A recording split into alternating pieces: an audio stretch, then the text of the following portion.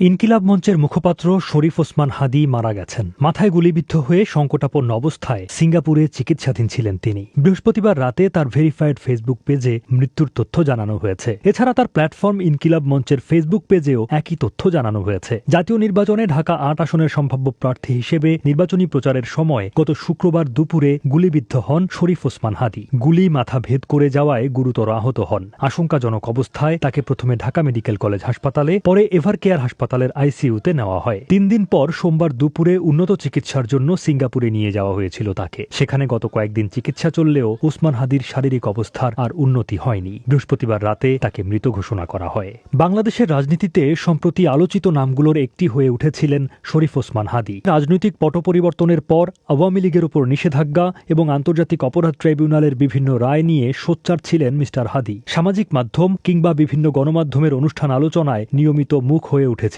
তিনি।